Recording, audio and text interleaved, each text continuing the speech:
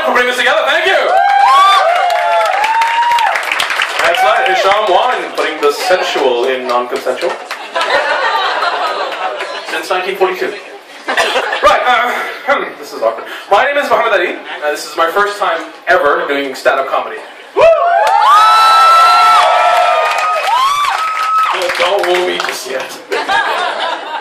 I was egged on to do it. My friends were like, Marty, go, you're a funny guy, you should do stand-up comedy, do stand-up comedy, do stand-up comedy. So last time I came out, I'm like, Hisham, I'm gonna do stand-up comedy. So he's like, Marty, do stand-up comedy. I'm like, alright, let's do it. And he said, Marty, write a script. I'm like, cool, I'll write a script. That was the single most horrifying experience of my life. Because for the last 2 months, I've been going around and telling my friends, hey, I've got a joke. Is it funny? Tell me it's funny. Please tell me it's funny. It's funny, right? You laugh, right? Please? Please laugh. My mother never loved me. Please laugh. It's really bad. It's really horrifying. And it's nice, because some of your friends will be nice. They'll give you the feedback. You know, that was a good joke. Maybe change the gender. It's nice. They give you the right feedback. But some of your friends are dicks. Some of your friends, and you go up to like, guys, I think this joke is funny. I think it's funny. Tell me what you think. And they go, you think your own jokes are funny? and that, there is no response to this question. There is no response to this question. You go there going, yeah? And that's what I realized. Something that really sucks because if I worked at Subway, and I made sandwiches all day for people when I went home, and I made myself a sandwich and I liked it, you wouldn't go, oh, that's full of yourself, aren't you, Molly? You like your own sandwiches. But if I do that for comedy, it's a big deal. That's nice. This is my first time. I'm enjoying it so far.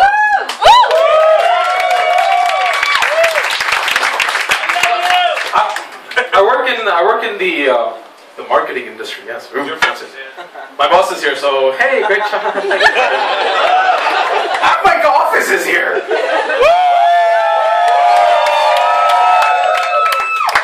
They're really cheering for me. So I work in the marketing industry. I work in the advertisement industry. Yes, it's like Mad Men, only nothing like it at all. Nothing like Mad Men. None of that shit is true. But it's fun. I'm a digital strategist, which is a nice way of saying I'm on Facebook all day. But that's what I do. And part of my job is that we have to monitor sort of situations that happen in the Arab world. This is, it's the Arab world. It's a lot of turmoil, lots of stuff going on. It's a difficult place to be. So we're always watching the news. Always watching the news, see something bad happens or something goes wrong. And it does, stuff goes wrong. Because, well, let's face it. Unfortunately, I got really bored of reading the same news over and again because no matter what happened, it would be the same. It would be a random headline and then protesters burn tires. Wherever you go in the Arab world, if it's Lebanon, Jordan, Syria, etc., no matter what goes wrong, you burn tires. You burn a whole lot. You have a whole lot of fucking tires in your country. I don't know why. Well, I don't know why you have so many tires, but you do. And apparently the only thing you've realized you can do is burn them. Which is nice and all. Burn your politicians, that'll solve your problem. But,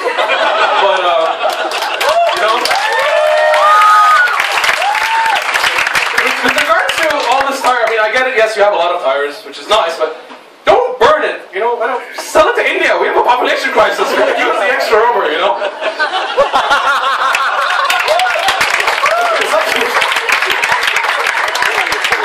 I like my job. I like technology. I like having to sit in front of a screen and go through tons of information and real-time data.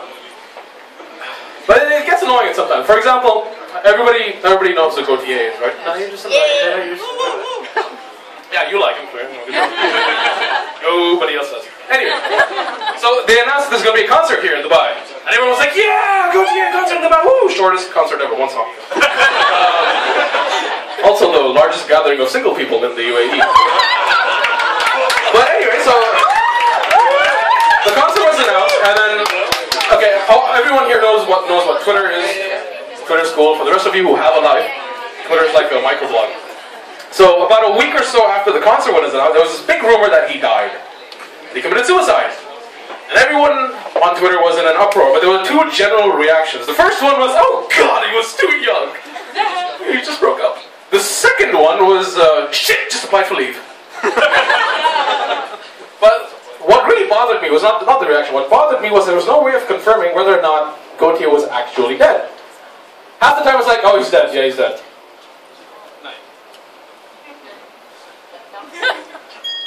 kidding, he's not dead. He's dead. But really, no, he's not dead. He's not dead. He's alive. But this went on for hours. But it was a hard. Eventually, he tweeted he wasn't dead. All well and good. It's nice. I forgot the rest of my joke. I have my script in my pocket. Very tempted to reach it and pull out for it.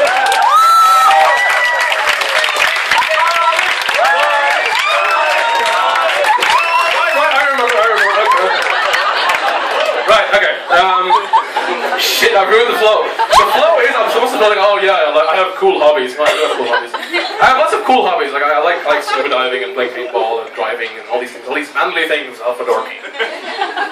But I love being told a story. More than anything else, I love being told a story, which is why I love video games, I love TV and movies. So, The Dark Knight Rises, and then Avengers, and all these cool, like Godfather 1, 2, and 3, and great movies.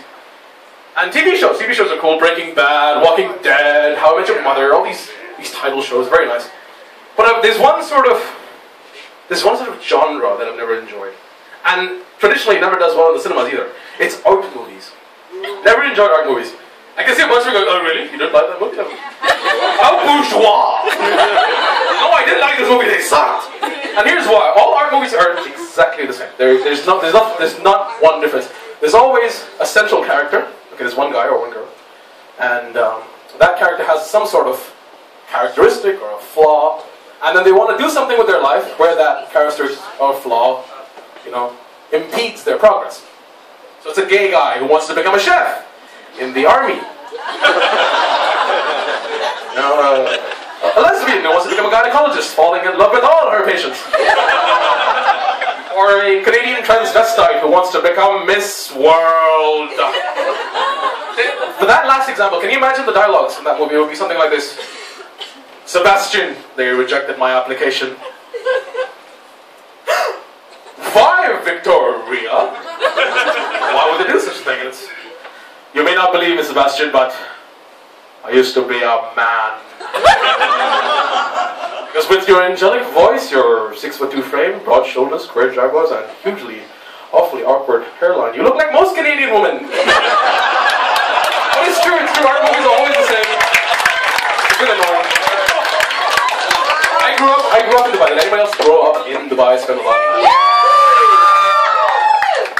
And the one thing it's nothing about Dubai, by the way. The one thing that I want to bring out of it is childhood, right? What happens to you as a kid will sort of stay with you for the rest of your life. No, you may not. It will stay with you for the rest of your life. When I was a kid, I used to love g.i.joes. I was crazy. I had the whole set. And except for this one guy, General Hawk, who was like the chief honcho of the g.i.joe. And I spent a lot of time saving up to buy his action figure. It cost me, I think 12 dirhams at the time. It was like 4 months of pocket money. And about 5 months of stealing. But eventually I bought it, and I had the whole set. So my cousins would come over, my mom would be like, Molly, give your toys to your cousins, play with them. I'd be like, no. And she'd be like, do it or you're gonna. Damn it. Fine, here's one for you, one for you. And I keep the General Hawk toy to myself. My mom was like, give that one to him. And I'm like, I'm not giving it to him. And him in question was one cousin who would always break my shit. I hate it. Everybody has that cousin who breaks his shit. Yeah. No one, that joke at home for you. Like, it's funny because it's true. Anyway. So he'd always break my shit. And it would piss me off. Eventually I somehow gave my General Hawk action figure to this guy, dreading what would happen. And sure enough, 5 minutes later, I got General Hawk's torso and his legs in 2 separate hands. And I was 9, and this is a big deal when you're 9, guys. Don't awe me, it's a big deal. This is some life-altering shit. Anyway, it's been like 20 years since I've grown up and I have a job. Now, this cousin got in touch with me on Facebook recently. And he's like, hey, I'm like, hey, how are you doing? He's like, oh, look at you, you're successful, you're working, you got a nice car, you're doing this and that. You're doing well with your life. I'm like, yeah, I am, yeah, still, yeah. I'm like, what are you doing with your life? And he goes, I'm going through a divorce. I was like, good. I'm glad the fabric of your marriage is tearing apart. Like, oh, I don't know, an action figure? See, that's the problem. The problem is what happens to you as a child will stay with you. My cousin's going through this life-altering thing, and I'm like, yes, success! 12 dirhams of toys for your 12 years of marriage! that's my time, ladies and gentlemen.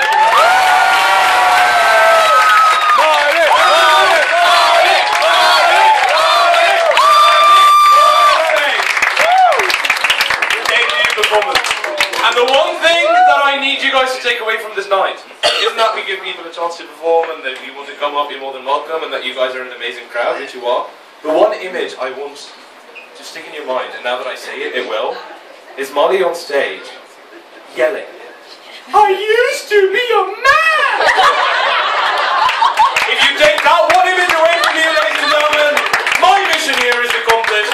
Please put it together for our next comedian. It's a bit complicated.